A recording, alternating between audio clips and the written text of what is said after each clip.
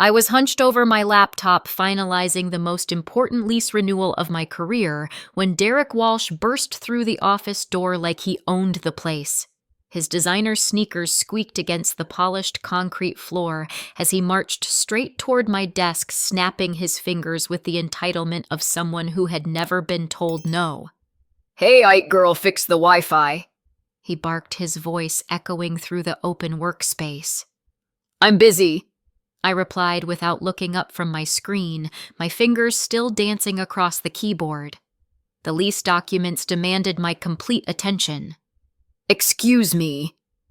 Derek's voice pitched higher, incredulous that someone would dare ignore his command. "You're fired. Get out. Now." The words hit like a slap. 15 minutes later, Ralph, the building manager, walked in, scanning the room. "Who fired the landlord?" he asked, pointing directly at me. Derek's face went white. The silence that followed Ralph's question was deafening.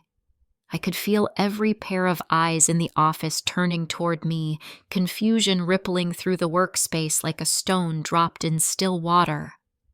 Derek's mouth opened and closed like a fish gasping for air, his earlier bravado evaporating into the recycled office atmosphere. "What do you mean, landlord?" Derek finally managed to stammer, his voice cracking slightly on the last word. Ralph chuckled, a sound that carried the weight of someone who had witnessed too many corporate disasters to be surprised by anything anymore. "You just fired Joanne Mitchell-Derrick. She's not just your IT specialist. She owns this entire building." I stood slowly, closing my laptop with deliberate precision. The lease renewal documents I had been working on were worth more than Derek's yearly allowance from his father. At 32, I had learned the value of staying calm under pressure, a skill inherited along with my commercial property empire. "Let me explain something," I said, my voice steady despite the adrenaline coursing through my veins. 7 years ago, my grandmother left me her commercial real estate portfolio. 12 buildings spanning 4 city blocks, valued at just over $40 million. I paused, watching Derek's face cycle through disbelief, horror, and dawning realization. This building where TechFlow Solutions rents space, it's been mine for 7 years. The office buzzed with whispered conversations as my co-workers processed this revelation. Susan, the office manager, covered her mouth with both hands. James from marketing slowly shook his head, a mixture of admiration and disbelief playing across his features. I chose to work in IT because I wanted to understand technology to stay connected to the modern world, rather than just collecting rent checks like some disconnected property mogul. I gathered my personal items from my desk, each movement deliberate and unhurried. I've been working here for 2 years, not because I needed the salary, but because I believed in staying grounded in understanding what my tenants actually needed from their workspace. Bradley Walsh. Derek's father and the CEO of TechFlow Solutions emerged from his corner office, his face pale and his usually perfect hair disheveled as if he had been running his fingers through it repeatedly. "Joanne, I had no idea. Derek, what have you done? I was just telling her to do her job," Derek protested, but his voice lacked its earlier conviction. "How was I supposed to know she owned the building she works in? IT. She sits at a desk and fixes computers." "I sit at that desk," I corrected, "because I chose to work here. And I've been reviewing your lease renewal application for the past 3 weeks. Your current agreement expired last month, and you've been operating on a month-to-month basis since then." The implications of this statement settled over the room like morning fog. Month-to-month agreements could be terminated with 30 days' notice, and hostile work environment situations often provided grounds for immediate termination of commercial leases. Ralph cleared his throat, clearly uncomfortable with the drama unfolding in what was supposed to be a routine check-in. "Ms. Mitchell, should I proceed with the lease renewal paperwork, or would you like to discuss alternative arrangements?" I looked around the office at the faces of my former coworkers. These people had become friends over the past 2 years.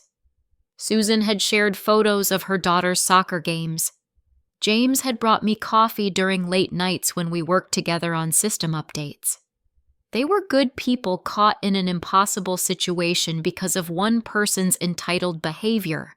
"Give me 24 hours to consider my options," I said finally. "Bradley, we need to have a very serious conversation about the future of TechFlow's tenancy in my building." Derek stepped forward, his face flushed with anger and embarrassment. "You can't just kick us out because I told you to do your job. This is discrimination." "Discrimination." I laughed, but there was no humor in it. "Derek, you just created a hostile work environment by demeaning me based on your perception of my job role. You fired me without cause or authority, and now I'm learning that this isn't the first time you've treated people this way in my building." The room fell silent again. Susan shifted uncomfortably, and I caught the meaningful glance she exchanged with 2 other female employees. There was a story there, one that I was beginning to suspect I should have known about long before now. "We'll talk tomorrow, Bradley," I said, slinging my laptop bag over my shoulder. "And Derek, next time you want to snap your fingers at someone, make sure you know who you're talking to first." As I walked toward the exit, I could hear the eruption of voices behind me. 20 years of building relationships, establishing trust, and maintaining professional standards had just been shattered by 30 seconds of entitled behavior. The real question now was whether it could be repaired and at what cost. The next morning arrived gray and drizzling, matching my mood as I sat in the building's management office reviewing TechFlow's complete file. Ralph had arrived early, bringing fresh coffee and a stack of documentation that painted a troubling picture of recent events. "How long has Derek been working there?" I asked, flipping through incident reports I had never seen before. "About 8 months," Ralph replied, settling into his chair with a heavy sigh. "And we've had more tenant complaints in those 8 months than in the previous 3 years combined." I studied the reports with growing anger.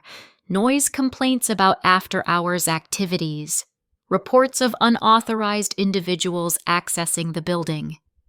3 separate incidents of female delivery workers feeling uncomfortable due to inappropriate comments. And I had been completely unaware. "Why didn't you bring these to my attention earlier?" Ralph looked genuinely apologetic. "Bradley always handled them directly. Said he was addressing the issues internally. We figured since you worked there you'd know if things weren't improving." The irony wasn't lost on me. I had been so focused on being a good employee that I had failed in my responsibilities as a landlord. My grandmother would have been horrified. At exactly 9 o'clock, Bradley knocked on the management office door. He looked like he hadn't slept, his usually crisp white shirt wrinkled and his tie slightly askew. Dark circles under his eyes spoke to a night spent in crisis management mode. "Joanne, thank you for agreeing to meet." He began, his voice carefully controlled but clearly strained. "I want to start by offering my sincere apology for Derek's behavior yesterday. It was completely unacceptable, and I take full responsibility as his father and as the CEO." I gestured for him to sit across from my desk, noting how he perched on the edge of the chair like he was preparing to flee. "Bradley, we've had a good working relationship for 2 years. I've always respected you as a leader and as a person, but yesterday opened my eyes to some serious problems. Derek can be challenging," Bradley admitted, running his hand through his graying hair. "His mother and I divorced when he was 12, and I've probably overcompensated by giving him too much freedom, too much authority without earning it." "This isn't about family dynamics," I interrupted, spreading Ralph's incident reports across the desk. "This is about a pattern of behavior that's created liability issues for both of us." Bradley's face grew paler as he read through the complaints. "I had no idea it was this extensive. Derek told me these were minor misunderstandings, personality conflicts with overly sensitive people."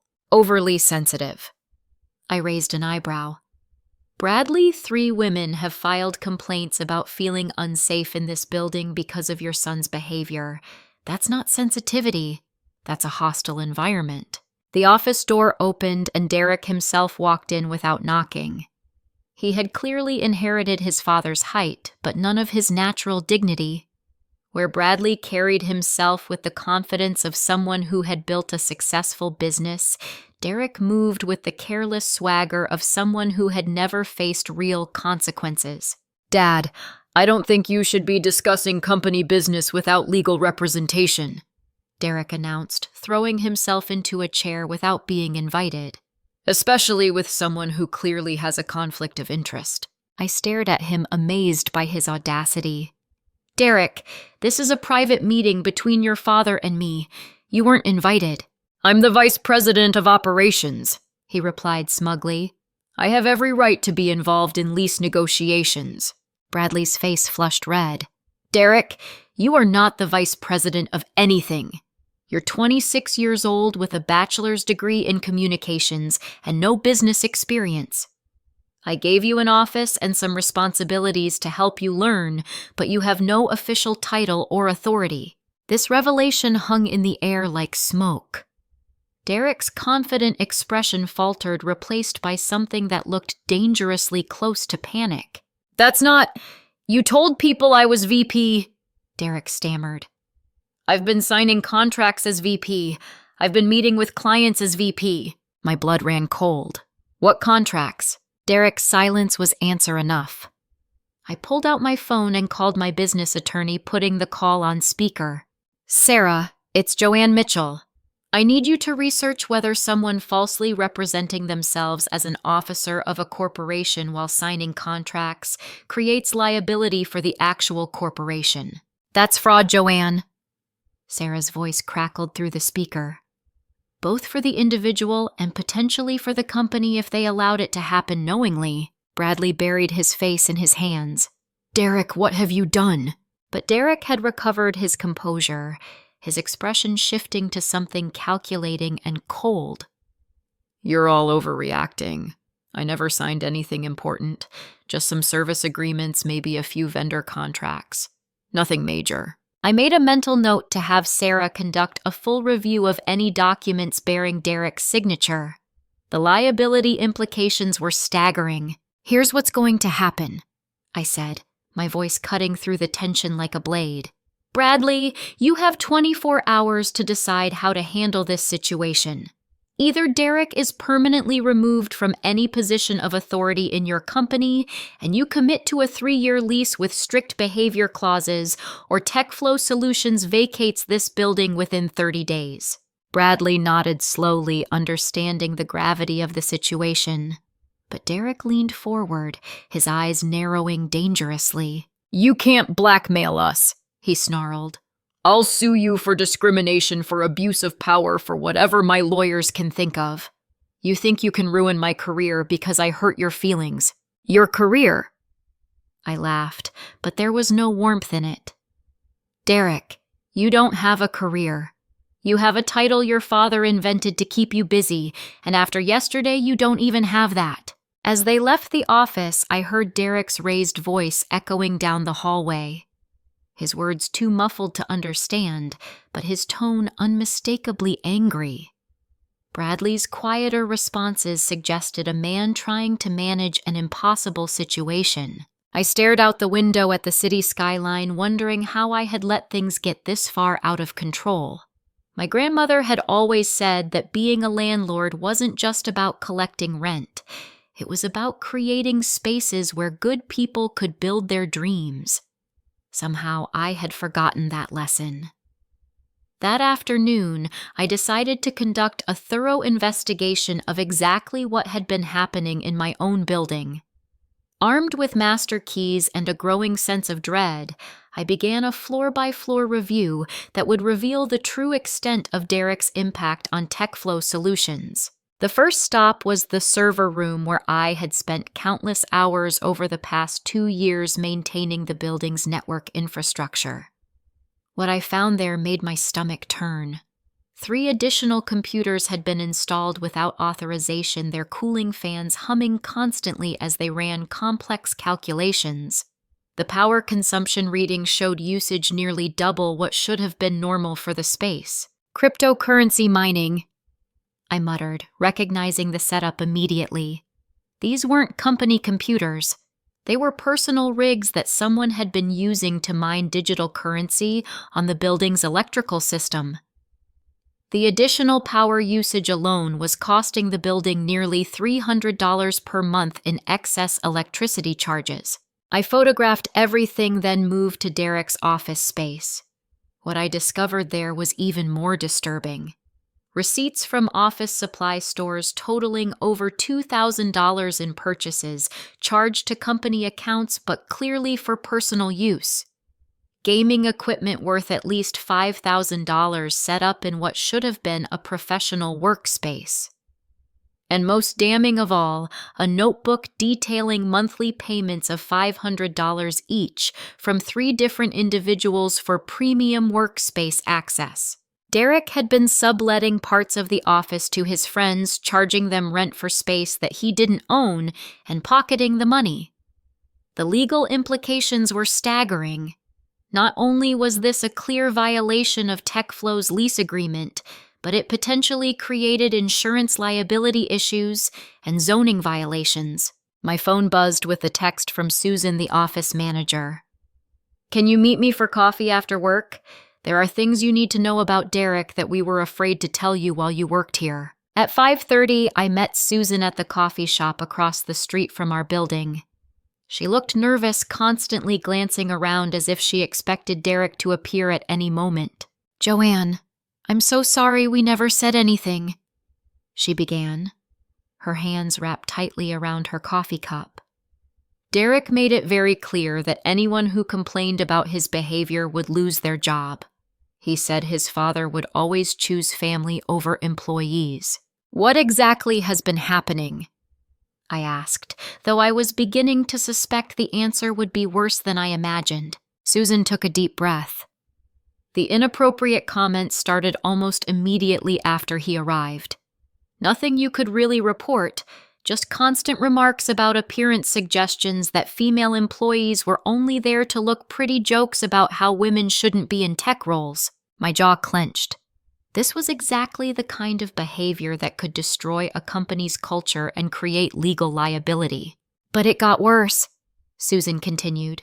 "Last month, he cornered Jennifer from accounting in the supply closet and told her that if she wanted to keep her job, she needed to be more friendly with management. She was terrified to report it because Derek kept reminding everyone that his father owned the company. Jennifer never came to me," I said, feeling a crushing weight of responsibility. "How could she?" "You worked there too. We all thought you were just another employee who might lose your job if you crossed Derek. None of us knew you owned the building." Over the next hour, Susan detailed a pattern of harassment, intimidation, and abuse of authority that had been escalating for months. Derek had been using his perceived position to create a toxic environment for everyone, but particularly for female employees. "There's something else," Susan said, lowering her voice, even though the coffee shop was nearly empty. "Derek's been telling clients that he's the heir apparent to the company, that his father is planning to retire and leave him in charge. 3 of our biggest clients have expressed concerns about the company's future leadership. James thinks we might lose the Patterson account because Derek told them that traditional business practices were outdated and that he planned to revolutionize everything once he took over. The Patterson account represented nearly 30% of TechFlow's annual revenue. Losing it would devastate Bradley's business and potentially force them out of the building regardless of my decision about the lease. Susan, would you be willing to document these incidents formally with specific dates and witnesses?" She nodded reluctantly. "If it means stopping Derek, yes. But I'm worried about retaliation. He's already threatened my job twice this month." "Derek won't be in a position to threaten anyone much longer," I assured her. "And if Bradley doesn't handle this properly, TechFlow Solutions won't be operating out of my building anyway." As I walked back to my apartment that evening, I called my attorney Sarah to brief her on the day's discoveries. "Joanne, this is a legal nightmare," she said after hearing the details. "The subletting alone is grounds for immediate lease termination. Add in the hostile work environment, the fraud regarding his title, and the cryptocurrency mining, and you have multiple grounds for both civil and potentially criminal action." "I don't want to destroy Bradley's business," I said. "He's a good man who made a mistake with his son." "But you can't let Derek continue this behavior," Sarah replied. "He's created liability for both you as the property owner and for Bradley as the business owner. If someone gets seriously harassed, or if there's a discrimination lawsuit, both of you could be held responsible for not addressing a known pattern of behavior." That night, I lay awake staring at the ceiling, thinking about my grandmother's advice about being a landlord. She had always said that owning property came with responsibilities, not just to maintain the buildings, but to ensure they were places where good people could succeed.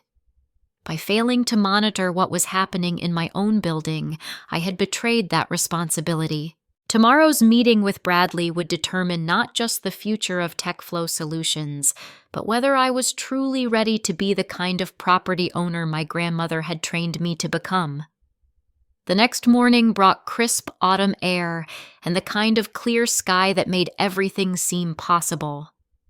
I arrived at the building early, wanting to prepare for what would likely be the most difficult conversation of my professional life.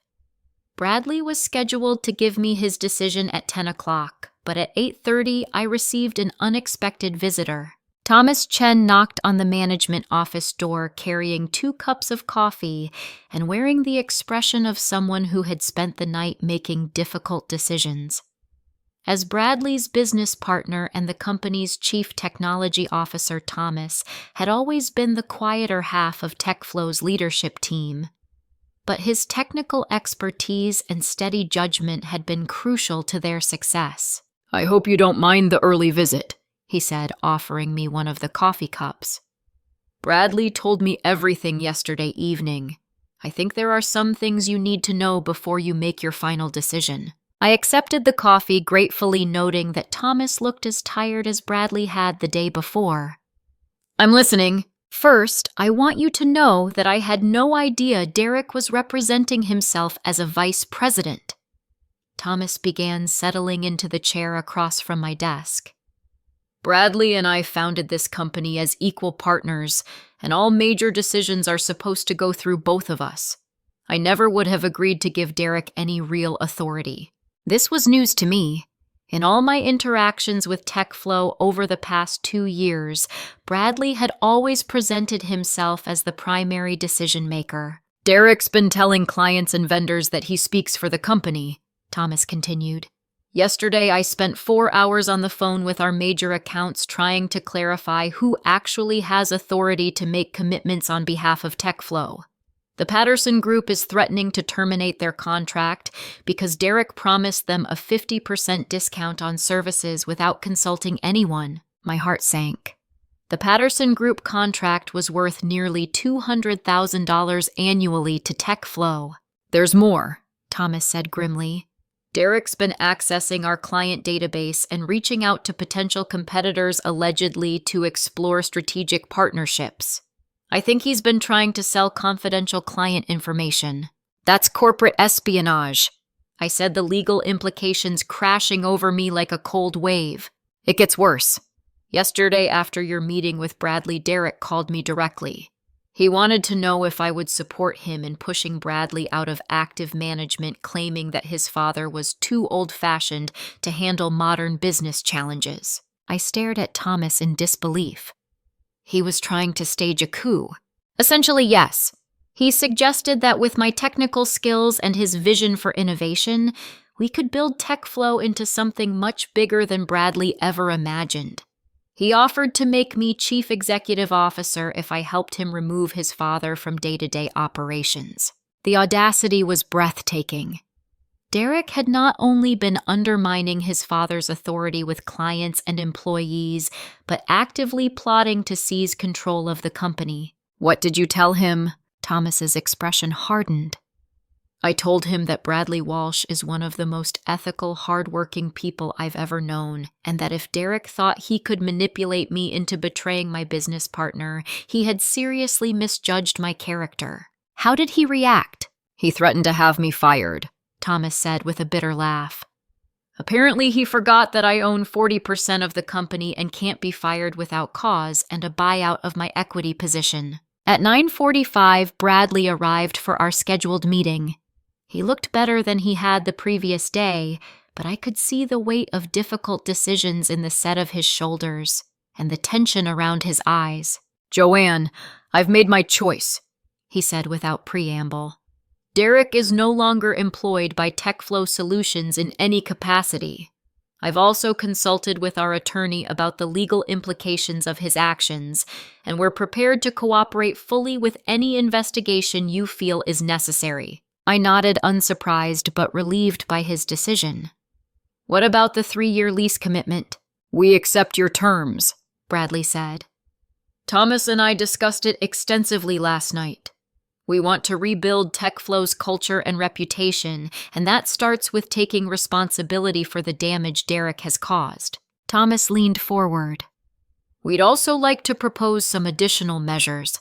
We want to implement formal HR policies with an independent third-party reporting system for any workplace concerns. We'll also establish a tenant liaison position to ensure better communication with building management about any issues that arise. These were exactly the kinds of changes I had hoped to hear. I appreciate that, but there's still the matter of the immediate damage Derek has caused. The subletting violations, the cryptocurrency mining, the unauthorized building access. These are serious issues that need to be addressed. We'll cover any additional utility costs, Bradley said immediately, and we'll pay for a full security audit of the building to ensure there are no other unauthorized modifications or access points. There's also the matter of Derek's friends who have been using the office space, I added. They need to be permanently banned from the building, and any equipment they've installed needs to be removed immediately. Already handled, Thomas replied. I changed all the access codes yesterday evening and informed building security that Derek and his associates are no longer authorized to enter the premises. I felt a wave of relief washing over me. These were the actions of responsible business leaders who understood the gravity of the situation and were committed to making things right. There is one more thing, Bradley said hesitantly. Derek didn't take the news well yesterday. He's threatened to fight this decision through legal action and other means. I wanted you to be aware that he might try to cause additional problems. What kind of problems? Thomas and Bradley exchanged a meaningful glance. Derek has a key to the building and access codes to several of our systems, Thomas said. We're concerned that he might try to retaliate by damaging company property or interfering with our operations. The implications sent a chill down my spine. Derek had already shown a pattern of escalating behavior when challenged. Giving him access to building systems and client information while he was angry and desperate was like handing a loaded weapon to someone in the middle of a breakdown. We need to change every access code and lock in the building immediately, I said, reaching for my phone to call building security. We've already started that process, Bradley assured me, but I thought you should know that Derek still has his company laptop and some client files. We're working with our attorney to get them back, but it might take a few days. As if summoned by our conversation, Derek himself appeared in the hallway outside the management office. Through the glass walls, I could see him gesturing angrily at someone on his phone, his face flushed with rage and his movements sharp and erratic. He's not supposed to be in the building, I said, standing up from my desk. I'll handle this, Bradley said wearily, but I could see the defeat in his posture. This conversation with his son was going to destroy what remained of their relationship. No, Thomas said firmly. We'll handle this together. Derek's actions have affected all of us, and it's time he faced the consequences from everyone he's wronged. As we walked towards the confrontation that would finally end Derek's reign of disruption, I realized that sometimes the hardest part of being a leader isn't making difficult decisions. It's living with the consequences of avoiding them for too long. Derek's voice carried down the hallway like breaking glass, sharp and threatening as he spoke into his phone. I don't care what they think they can prove. This is wrongful termination, and I want every legal option explored. She's been planning this from the beginning. It's entrapment. When he saw us approaching, Derek ended his call abruptly and straightened to his full height, clearly preparing for battle. He had traded his usual casual attire for an expensive-looking suit, apparently believing that formal clothing would somehow legitimize his position. "Dad Thomas and the scheming landlady," he said with false cheerfulness that fooled no one. "How convenient that you're all here together. Makes serving notice easier." Bradley stepped forward, his face pale but determined. "Derek, you're not supposed to be in this building. Security changed the access codes yesterday." Derek smiled coldly. "I still have friends here, Dad. People who understand that what you're doing to me is wrong." He pulled a folded document from his jacket pocket. "This is a cease and desist order regarding my termination. My attorney says you violated both federal and state employment laws by firing me without due process." Thomas shook his head. "Derek, you were never actually employed by TechFlow Solutions. You had no contract, no official job description, no employment agreement. You can't be wrongfully terminated from a position you never legally held." "That's your interpretation," Derek shot back. "But for 8 months, I've been working as vice president of operations, making decisions, meeting with clients, representing the company. You created an implied employment contract through your actions, and terminating that without cause creates liability." I watched this exchange with growing amazement at Derek's ability to twist reality to suit his needs. Even faced with clear evidence of his wrongdoing, he was attempting to position himself as the victim. "Derek," I interjected, "you subletting office space without authorization installed unauthorized equipment that's been stealing electricity and misrepresented your authority to clients and vendors. Those aren't employment issues, they're breaches of contract and possibly criminal fraud." Derek's confident expression flickered for just a moment before hardening into something uglier. "You have no proof of any of that. And even if you did, you've been deceiving everyone in this building for 2 years by pretending to be an employee while you were actually the landlord. That's fraud, Ms. Mitchell. You created a hostile work environment by lying about your identity and your reasons for being here." The accusation was so absurd that I almost laughed. "Derek, there's no law requiring landlords to disclose their identity to tenants' employees. I was hired for a legitimate position, performed legitimate work, and maintained appropriate professional boundaries. You, on the other hand, have been lying about your authority while harassing employees and stealing company resources." "Prove it," Derek challenged, his voice rising. "Prove that I did anything wrong that wasn't just a normal part of my job responsibilities. You can't because everything I did was authorized by management." He gestured toward his father. "Dad gave me full authority to handle building maintenance issues and operational efficiency projects." Bradley's face reddened. "Derek, I never authorized you to sublet office space, install cryptocurrency mining equipment, or represent yourself as an officer of the corporation. And I certainly never authorized you to harass female employees or threaten people's jobs." "You're lying to protect yourself," Derek accused, his voice taking on a desperate edge. "You're trying to scapegoat me for your own failures as a leader. But I have witnesses. People who will testify that you gave me broad authority to handle whatever needed to be handled." "What witnesses?" Thomas demanded. Derek's smile returned cold and calculating.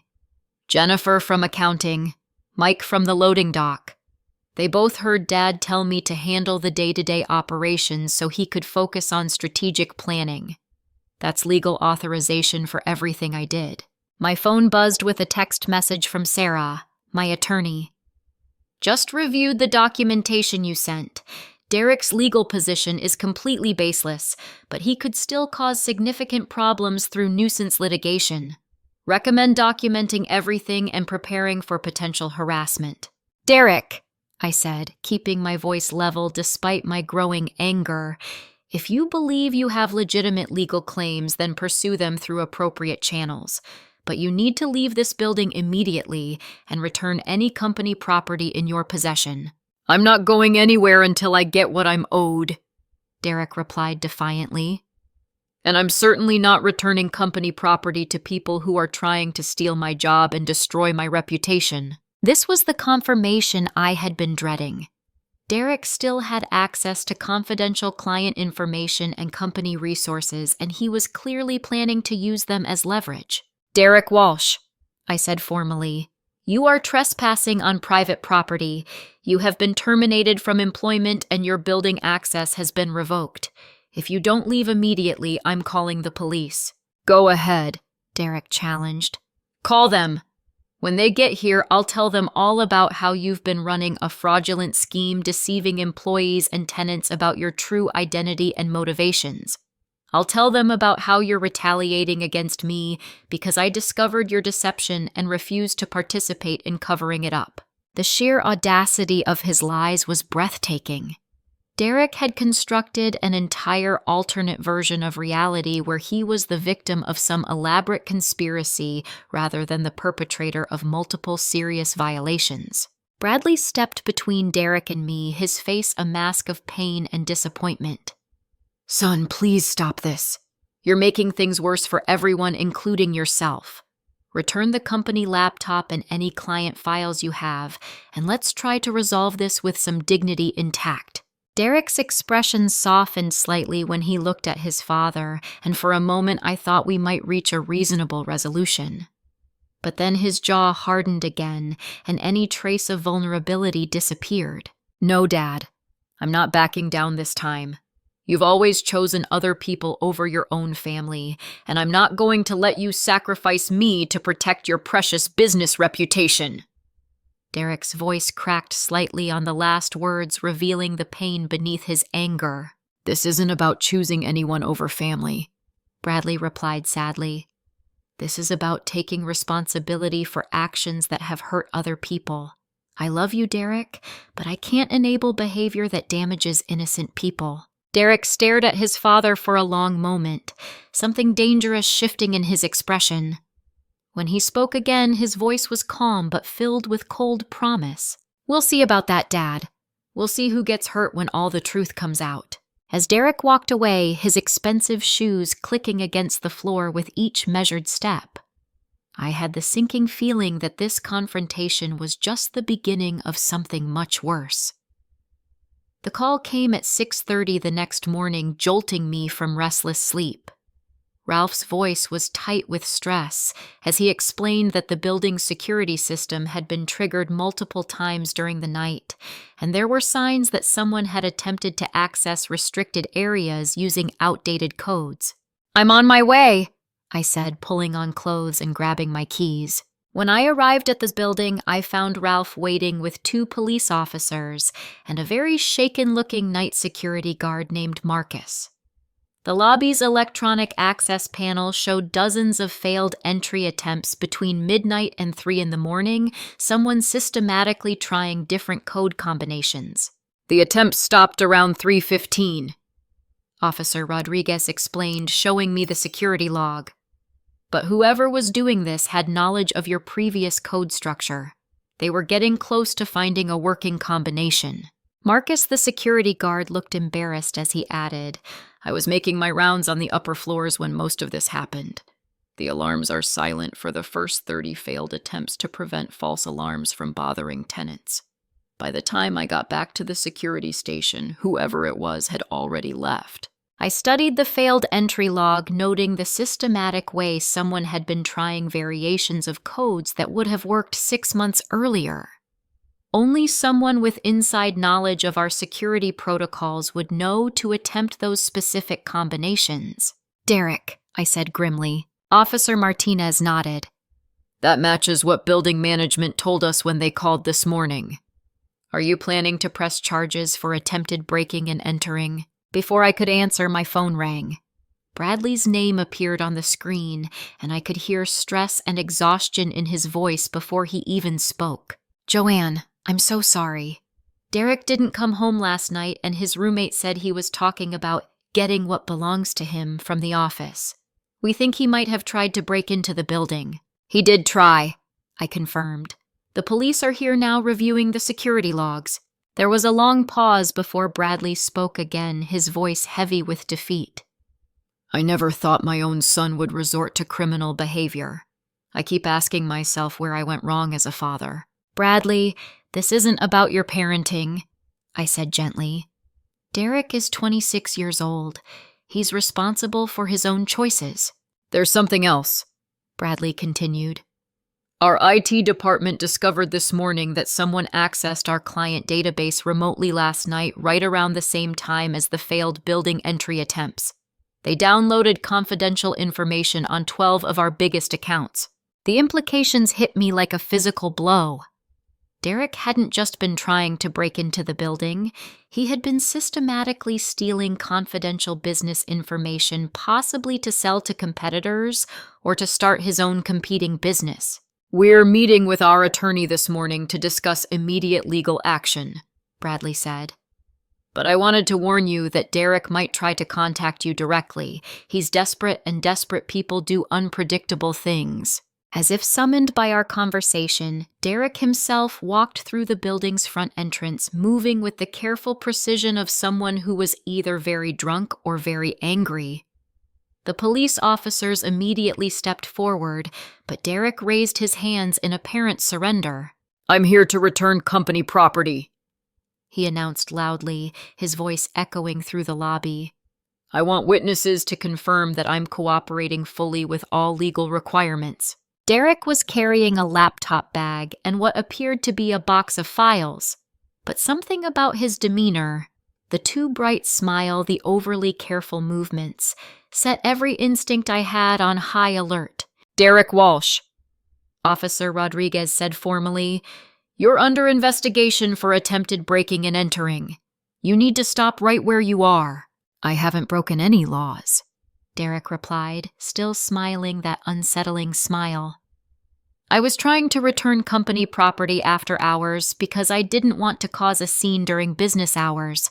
When I couldn't get into the building, I went home and waited until morning. It was a plausible explanation delivered with just enough wounded innocence to create reasonable doubt. Derek had clearly spent the night crafting his story.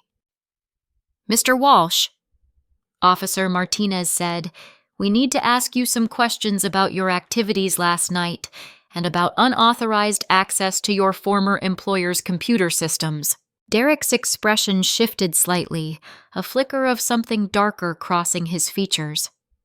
I think I should speak to my attorney before answering any questions, but I want everyone here to witness that I'm voluntarily returning all company property. He set the laptop bag and box of files on the security desk, then pulled out his phone and began recording video. This is Derek Walsh voluntarily returning property belonging to TechFlow Solutions on November 15th at approximately 7:20 in the morning. Present are building owner Joanne Mitchell, building security, and police officers who can verify that I'm cooperating fully with all requests. The performance was clearly intended to create a record that would support whatever narrative Derek planned to construct later. But as he spoke, I noticed something that made my blood run cold.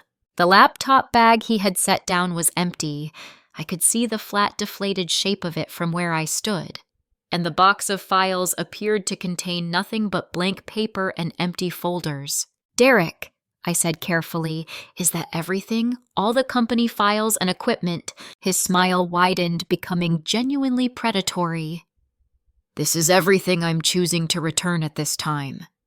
If TechFlow Solutions believes they're missing additional property, they're welcome to pursue appropriate legal remedies. Bradley arrived just as Derek finished his performance, his face gray with exhaustion and disappointment. When he saw the empty laptop bag and fake files, his shoulders sagged with the weight of final understanding. Derek, where are the real files? Where's the actual laptop with the client information? Derek's mask finally slipped, completely revealing the cold calculation beneath his wounded innocence act. Safe, Dad. Very safe. And they'll stay safe as long as everyone remembers that I have rights too. Employment rights, reputation rights, the right not to be scapegoated for other people's failures. You're talking about blackmail, Officer Rodriguez said quietly. I'm talking about protecting myself, Derek corrected.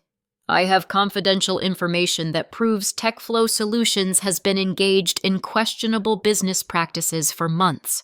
Information that certain competitors would find very valuable, information that regulatory agencies might want to review. The threat was clear. Derek was holding the company's confidential files hostage, threatening to destroy Bradley's business unless his demands were met. What do you want? Bradley asked, his voice barely above a whisper. Derek's smile returned triumphant and cold. I want my job back. I want a formal employment contract as vice president with full authority and competitive compensation. I want a public apology from both TechFlow Solutions and Ms. Mitchell for wrongful termination and harassment.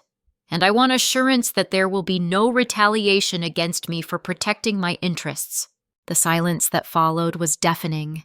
Derek had managed to back everyone into a corner by stealing the very information that could destroy the company he was demanding to rejoin. But as I looked at Derek's smug expression, I realized he had made one crucial mistake.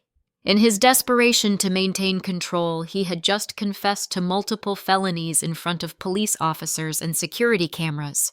Derek Walsh, Officer Martinez said formally, you're under arrest for theft of computer data, attempted breaking and entering, and extortion. You have the right to remain silent. As the handcuffs clicked into place, Derek's confident expression crumbled into something much more vulnerable and afraid. Dad, don't let them do this. I'm your son. I'm your son. Bradley watched his son being led away, tears streaming down his face. I'm sorry, Derek. I'm so sorry I didn't teach you better. The lobby fell silent except for the sound of my own heartbeat. Justice had been served, but the cost had been devastating for everyone involved. As I watched Bradley struggle with the pain of seeing his son arrested, I realized that sometimes winning feels an awful lot like losing.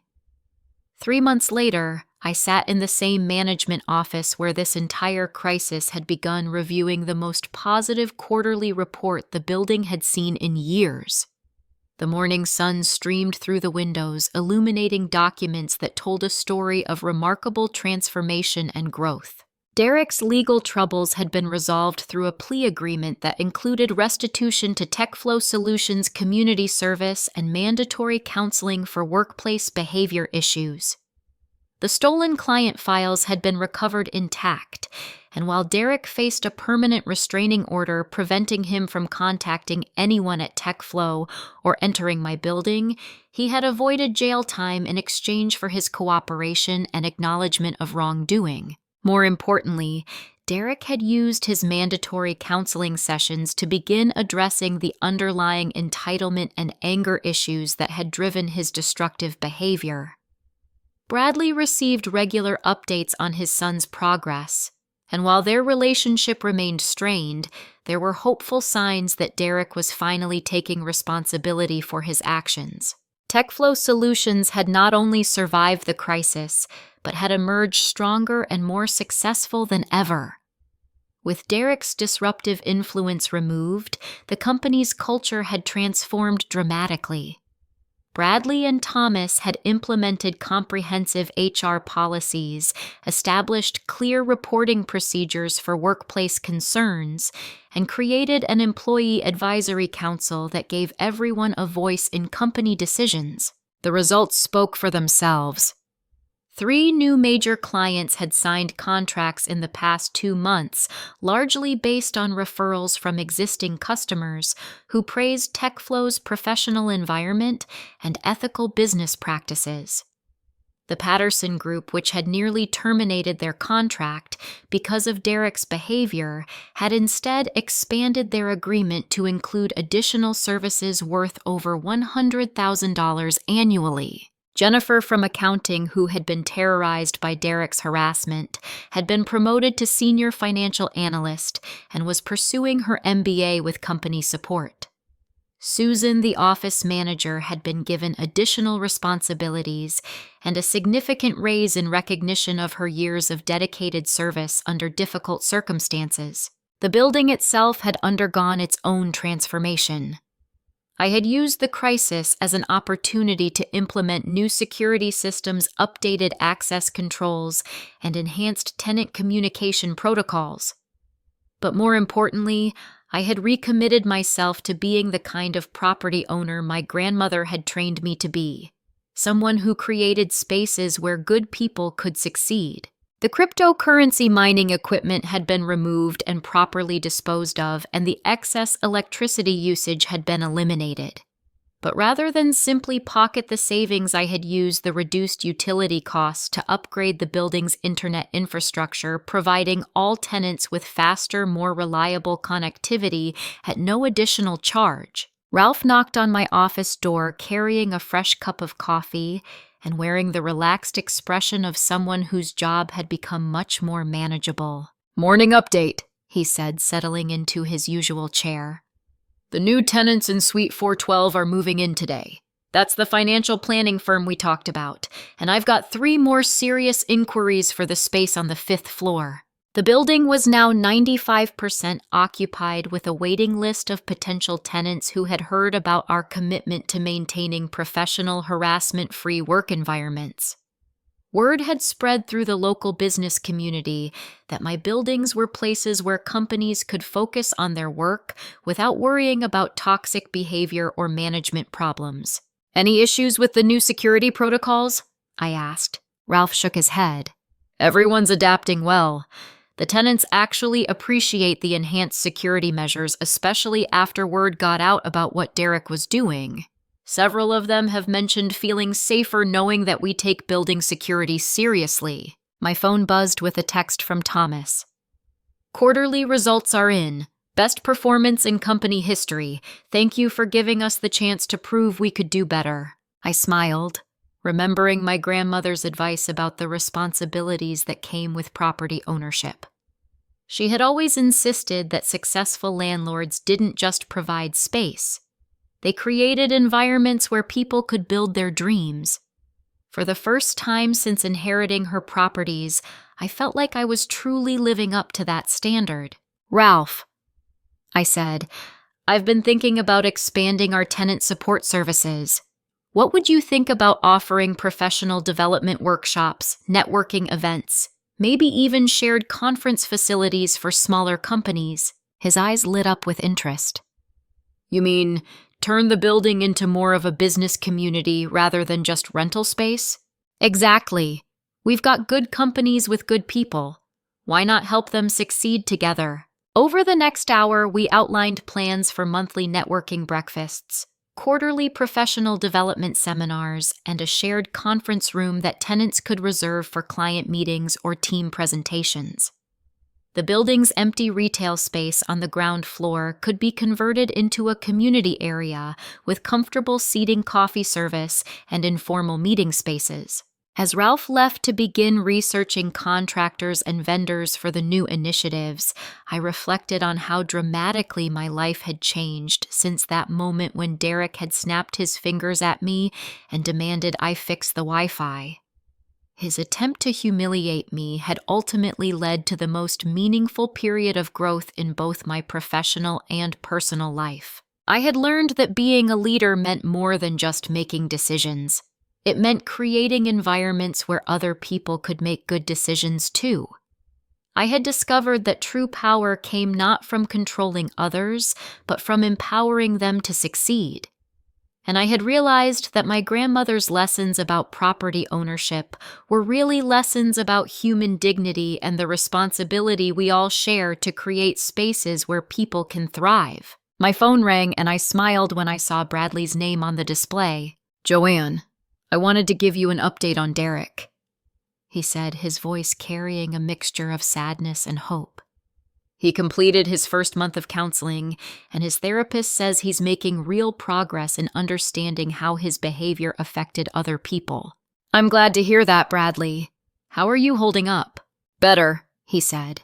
It's been hard accepting that I enabled his behavior for so long, but Thomas and I are rebuilding the company culture from the ground up, and it feels good to focus on creating something positive rather than just managing damage. That's exactly the right approach, I assured him. You can't change the past, but you can build a better future. After we ended the call, I stood at my office window looking out at the city skyline. Somewhere out there, Derek was hopefully learning to become a better person. Bradley was building a stronger company. Susan, Jennifer, and the other employees were thriving in their harassment-free workplace. And dozens of other business owners and employees were working in my buildings pursuing their own dreams of success. My grandmother had been right about the responsibilities of property ownership, but she had also been right about the rewards. There was something deeply satisfying about knowing that the spaces I provided were helping good people accomplish meaningful work. As I prepared to leave the office for my weekly lunch with Sarah, my attorney, I realized that Derek's attempt to destroy my career had actually helped me discover my true calling. I wasn't just a landlord collecting rent checks, and I wasn't just an IT specialist fixing computer problems. I was someone who created opportunities for others to succeed, and who had learned to use both technical skills and property ownership to build communities where good people could thrive. The future looked bright, not just for TechFlow Solutions or for my building portfolio, but for everyone who had chosen to turn a crisis into an opportunity for growth. Sometimes the best revenge isn't getting even. It's proving that you're capable of something much better than anyone imagined. Have you ever found yourself in a situation where someone underestimated you based on their assumptions about your role or position? How did you handle it, and what did you learn about standing up for yourself and others? I'd love to hear your stories in the comments below. If this story resonated with you, please like this video and subscribe to the channel for more tales of people who turned workplace injustice into opportunities for positive change. Share this with someone who might need encouragement to stand up for themselves or their coworkers. Thank you for joining me on this journey of discovery, growth, and ultimately justice. Remember that every challenge is an opportunity to become the person you're meant to be, and every setback can be transformed into a comeback if you're willing to do the work. Until next time, keep building the life and career you deserve.